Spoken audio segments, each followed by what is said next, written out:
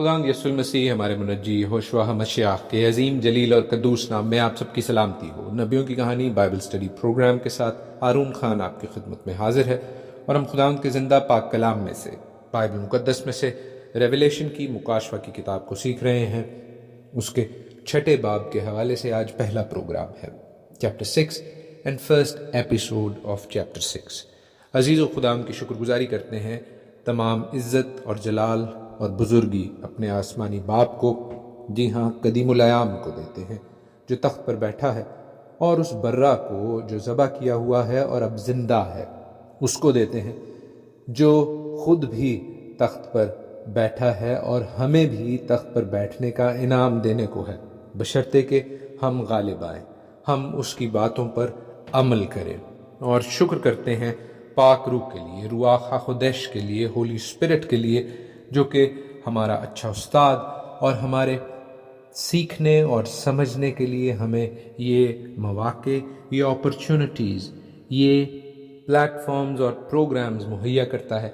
کہ ہم خداوند کے کلام سے سیکھ سکیں۔ 6 باب ریویلیشن کا، مکاشفہ کا، تمام مسیحت میں ایک ایسا باب سمجھا جاتا ہے، ایک ایسا چیپٹر سمجھا جاتا ہے جس کے حوالے سے ان گنت انیومریبل انٹرپریٹیشنز، تفاسیر، اور ماڈرن ڈے کے حوالے سے اپوکلپٹک یعنی قیامت سے پہلے کے جو واقعات ہیں ان کی بیشتر تصاویر، استعارے، سمبلز نظر آتے ہیں۔ عزیزو، یہ وہ باب ہے، یہ وہ چیپٹر ہے جس میں ہمیں horses, different colours of horses نظر آتے ہیں، گھوڑے اور ان پر سوار نظر آتے ہیں، ان کے حوالے سے جو حالات اور واقعات کی تبدیلی ہو رہی ہے وہ نظر آتے ہیں، اور ہم ان پر تفصیلاً غور کریں گے خداوند کے پاک کلام کی روشنی میں، اور خداوند کی پاک روح کی ہدایت سے سیکھیں گے، کسی بھی تعصب کو، کسی بھی باعث کو بالائے طاق رکھتے ہوئے، سائیڈ پہ رکھتے ہوئے، خداوند کو اور خداوند کی پاک روح کو پہلا درجہ دیتے ہوئے کلام مقدس کو سیکھیں گے۔ لیکن سب سے پہلے let us read this chapter, آئیں اس باب کو پڑھیں، خداوند کے کلام سے برکت پائیں، کیونکہ خداوند کے کلام کا، اس کتاب کا پڑھا جانا برکت کا باعث ہے، سنا جانا برکت کا باعث ہے، اور اس پر عمل کیا جانا بھی برکت اور عزت کا باعث ہے۔ ریویلیشن چیپٹر 6، مکاشفہ اس کا 6 باب۔ پھر میں نے دیکھا کہ برہ نے ان 7 مہروں میں سے ایک کو کھولا، اور ان 4 جانداروں میں سے ایک کی گرج کی سی یہ آواز سنی کہ آ۔ اور میں نے نگاہ کی تو کیا دیکھتا ہوں کہ ایک سفید گھوڑا ہے، اور اس کا سوار کمان لیے ہوئے ہے، اور اسے ایک تاج دیا گیا، اور وہ فتح کرتا ہوا نکلا تاکہ اور بھی فتح کرے۔ اور جب اس نے دوسری مہر کھولی تو میں نے دوسرے جاندار کو یہ کہتے سنا کہ آ۔ پھر ایک اور گھوڑا نکلا جس کا رنگ لال تھا، اس کے سوار کو یہ اختیار دیا گیا کہ زمین پر سے صلہ اٹھا لے تاکہ لوگ ایک دوسرے کو قتل کریں، اور اسے ایک بڑی تلوار دی گئی۔ اور جب اس نے تیسری مہر کھولی تو میں نے تیسرے جاندار کو یہ کہتے سنا کہ آ۔ اور میں نے نگاہ کی تو کیا دیکھتا ہوں کہ ایک کالا گھوڑا ہے، اور اس کے سوار کے ہاتھ میں ایک ترازو ہے۔ اور میں نے ان 4 جانداروں کے بیچ میں سے یہ آواز آتی سنی کہ گیہوں دینار کے سیر بھر، اور جو دینار کے 3 سیر، اور تیل اور مے کا نقصان نہ کر۔ اور جب اس نے چوتھی مہر کھولی تو میں نے چوتھے جاندار کو یہ کہتے سنا کہ آ۔ اور میں نے نگاہ کی تو کیا دیکھتا ہوں کہ ایک زرد سا گھوڑا ہے، اور اس کے سوار کا نام موت ہے، اور عالم ارواح اس کے پیچھے پیچھے ہے، اور ان کو چوتھائی زمین پر یہ اختیار دیا گیا کہ تلوار اور کال اور وبا اور زمین کے درندوں سے لوگوں کو ہلاک کریں۔ اور جب اس نے 5ویں مہر کھولی تو میں نے قربان گاہ کے نیچے ان کی روحیں دیکھیں جو خدا کے کلام کے سبب اور گواہی پر قائم رہنے کے باعث مارے گئے تھے، اور وہ بڑی آواز سے چلا کر بولیں کہ اے مالک، اے قدوس و برحق، تو کب تک انصاف نہ کرے گا اور زمین کے رہنے والوں سے ہمارے خون کا بدلہ نہ لے گا؟ اور ان میں سے ہر ایک کو سفید جامہ دیا گیا، اور ان سے کہا گیا کہ اور تھوڑی مدت آرام کرو، جب تک کہ تمہارے ہم خدمت اور بھائیوں کا شمار بھی پورا نہ ہو لے جو تمہاری طرح قتل ہونے والے ہیں۔ اور جب اس نے 6ٹھی مہر کھولی تو میں نے دیکھا کہ ایک بڑا بھونچال آیا، اور سورج کمل کی مانند کالا، اور سارا چاند خون سا ہو گیا، اور آسمان کے ستارے اس طرح زمین پر گر پڑے جس طرح زور کی آندھی سے ہل کر انجیر کے درخت میں سے کچے پھل گر پڑتے ہیں، اور آسمان اس طرح سرک گیا جس طرح مکتوب لپیٹنے سے سرک جاتا ہے، اور ہر ایک پہاڑ اور ٹاپو اپنی جگہ سے ٹل گیا، اور زمین کے بادشاہ اور امیر اور فوجی سردار اور مالدار اور زور آور اور تمام غلام اور آزاد پہاڑوں کے غاروں اور چٹانوں میں جا چھپے اور پہاڑوں اور چٹانوں سے کہنے لگے کہ ہم پر گر پڑو اور ہمیں اس کی نظر سے جو تخت پر بیٹھا ہوا ہے اور برہ کے غضب سے چھپا لو، کیونکہ ان کے غضب کا روز عظیم آ پہنچا، اب کون ٹھہر سکتا ہے؟ آمین۔ خداوند کے پاک کلام کے پڑھے اور سنے جانے پر اس کی برکت ہو، آمین۔ عزیزو، یہاں سے ہم جو کچھ پڑھنا شروع کریں گے that takes place in physical realm on earth، یعنی یہ سب کچھ در حقیقت روپذیر ہوگا اس زمین پر، اور ہمیں اس کو لٹرل ہی لینے کی ضرورت ہے۔ اس کو ایلیگورک لینا ہماری سمجھ کو نقصان پہنچائے گا، ہماری انڈرسٹینڈنگ کو انکریکٹ ویز میں، غلط سمتوں میں لے کر جائے گا۔ ہم نے اس بات کو لٹرل اور فزیکل اور آن ارتھ لینا ہے، اور especially the way these seals are leading us to the judgment day، یعنی جس طرح یہ مہروں کا کھولا جانا ہمیں خداوند کے روز عظیم کی جانب لے کر جا رہا ہے۔ we must understand، ہمیں اس بات کا ادراک ہونا چاہیے، ہمیں اس بات کی سمجھ ہونی چاہیے کہ اس کی ججمنٹ، خداوند کی جو عدالت ہے، اس کا جو انصاف ہے، that must happen and that is the conclusion of this world، وہ اس زمین کا، وہ اس دنیا کا جو آخری اور فائنل نتیجہ ہے، that is what it is۔ پہلی آیت میں، فرسٹ ورس میں ہم دیکھتے ہیں کہ وہ برہ جو ذبح کیا ہوا تھا اور جو اب زندہ ہے، وہ ان 7 مہروں میں سے، 7 سیلز میں سے فرسٹ سیل، پہلی مہر کو کھولتا ہے۔ یہاں پر عزیزو میں کچھ دیر کے لیے پاز لینا چاہوں گا تاکہ ہم ان مختلف ویرینگ اور اپوزنگ کرسچن ڈاکٹرنز کو، یعنی وہ ڈاکٹرنز، وہ تعلیمات جو ایک دوسرے سے اختلاف کرتی ہیں، خاص طور پر اینڈ ٹائمز کے حوالے سے، جن کی وجہ سے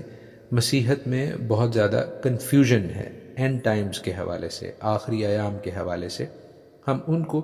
مختصراً ویری بریفلی ڈسکس کر سکیں۔ جیسے میں نے آپ کو ریویلیشن کی انٹروڈکٹری سیریز میں، یعنی جو تعارفی پروگرام کیے تھے، تو آپ کو بتایا تھا کہ مختلف جو لوگ ہیں وہ اس کتاب کو کس طرح سمجھتے اور قبول کرتے ہیں۔ ان میں سے ایک بڑا دھڑا، ایک بہت بڑا گروپ ہے پری ٹریبیولیشن کے لوگوں کا۔ پری ٹریبیولیشن وہ لوگ جو یہ کہتے ہیں کہ ٹریبیولیشن سے، اظہار ثانی سے، مصیبت سے پہلے کلیسیا اٹھا لی جائے گی، اس کا ریپچر ہو جائے گا۔ وہ ان ایونٹس کو، ان کی ٹائمنگز کو مختلف طور پر اخذ کرتے ہیں، مختلف طور پر کنسیو کرتے ہیں۔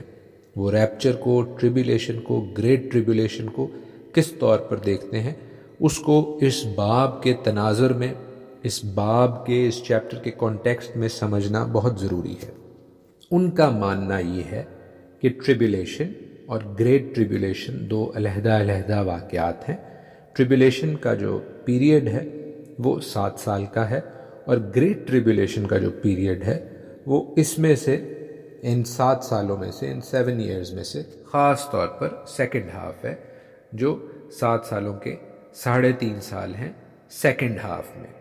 لیکن عزیزو، اس کے لیے وہ جو ٹریبیولیشن کو اور گریٹ ٹریبیولیشن کو علیحدہ علیحدہ ٹرمز کے طور پر، علیحدہ علیحدہ ڈاکٹرنز کے طور پر سمجھاتے ہیں، اس کے لیے وہ ٹریبیولیشن کو فلپسس ایک گریک ورڈ ہے، اس کو لگا کر، جو کہ بائبل میں موجود نہیں ہے، علیحدہ کرتے ہیں، اور گریٹ ٹریبیولیشن اس کو ایک سیپریٹ ٹرم بنا لیتے ہیں، جس کے حوالے سے مجھے تھوڑی سی ریزرویشنز ہیں۔ اب پری ٹریبیولیشن ڈاکٹرن کو ماننے والے لوگوں کا یہ ماننا ہے کہ پیشتر اس کے کہ مسیحا، یعنی ذبح کیا ہوا برہ، سیلز کو، مہروں کو کھولے۔ چرچ ہیز آلریڈی بین ریپچرڈ، کلیسیا پہلے ہی آسمان پر اٹھا لی گئی ہے۔ اس ڈاکٹرن، اس تعلیم کے مطابق بلیورز ایماندار زمین پر موجود نہیں ہیں بلکہ وہ ہیون میں ہیں، اور وہ یہ تمام واقعات ہیون میں سے،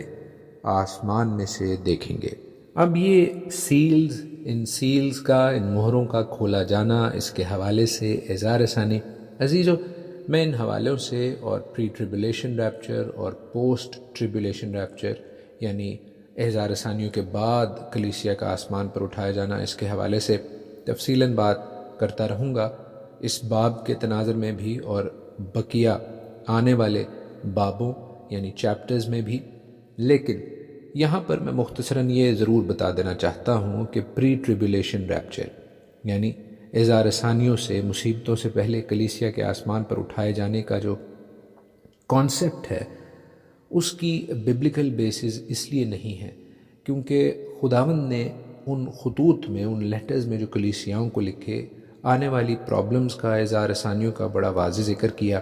اور اس کتاب میں بھی جو اظہار ثانیہ پرسیکیوشنز کلیسیاؤں پر آ رہی ہیں، اگر وہ کلیسیا ان میں سے گزرے گی نہیں تو وہ سونے سے کندن کیسے بنے گی، وہ کیسے غالب آئے گی؟ اگر وہ پہلے ہی اٹھا لی گئی ہے تو پھر خداوند کس کو کہہ رہے ہیں اور کیسے کہہ رہے ہیں کہ وہ ان مصیبتوں پر غالب آئیں جو کہ آنے والی ہیں؟ یہ مصیبتیں ہی کلیسیا کے ایمان کو پکا، مضبوط، راسخ کریں گی، اور ہر قسم کی کمزور ایمان والوں کو، ہر طرح کے خداوند کے کلام سے پھر جانے والوں کو اور خداوند کے کلام پر قائم رہنے والوں کو ایک دوسرے سے علیحدہ کریں گی۔ یہ بات ذہن میں رہے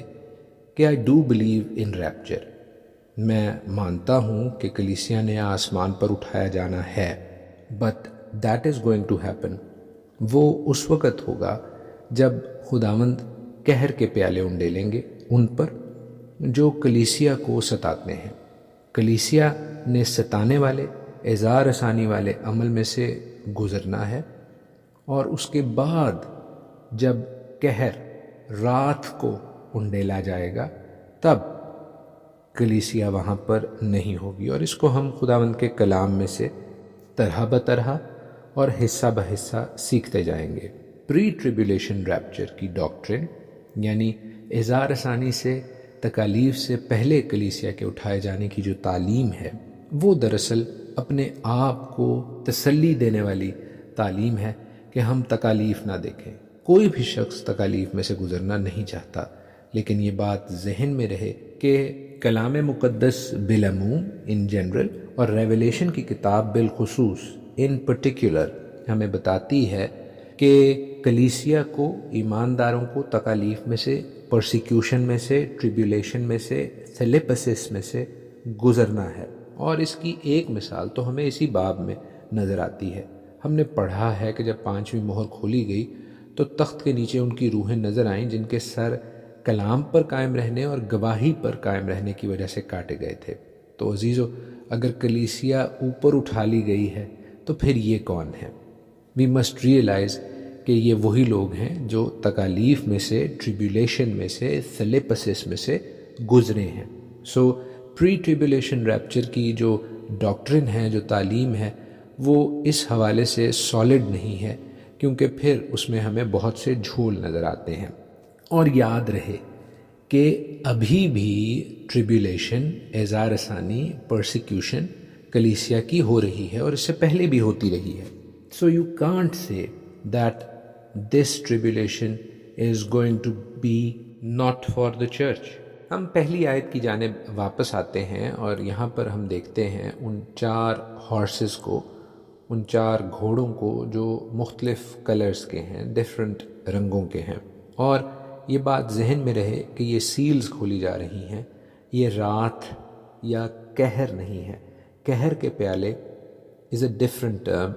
جو ہمیں اگلے ابواب میں، نیکسٹ فیو چیپٹرز میں نظر آئیں گے، اور اس کے حوالے سے خداوند کی انٹینٹ بھی ڈیفرنٹ نظر آئے گی۔ یہاں پر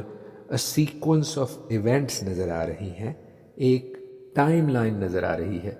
کہ کس طرح زمین کے، دنیا کے حالات ہونے کو ہیں جس وقت خداوند ان سیلز کو کھولیں گے، ان مہروں کو کھولیں گے، اور جانداروں کا رول بھی نظر آ رہا ہے۔ ان گھوڑوں کو، ان ہارسز کو 4 ہارسمن آف اپوکلپس کہا جاتا ہے۔ یہ وہ ٹرم ہے جو لٹریری ورلڈ میں، یعنی جو علمی دنیا میں، ادبی دنیا میں، مسیحی دنیا میں عام ہے، اور اس حوالے سے آپ کا واقف ہونا ضروری ہے۔ عزیزو، یہ بات ذہن میں رہے کہ ان کے حوالے سے بھی مختلف ڈیفرنٹ تھیوریز ہیں، اور میں ان کو نیکسٹ پروگرامز میں آپ کے ساتھ شیئر کرتا چلوں گا۔ آج کے لیے اتنا ہی۔ خداوند آپ کو اپنے پاک کلام سے، اپنے نام سے بہت برکت بخشیں۔ خداوند آپ کے ساتھ ہوں، آمین۔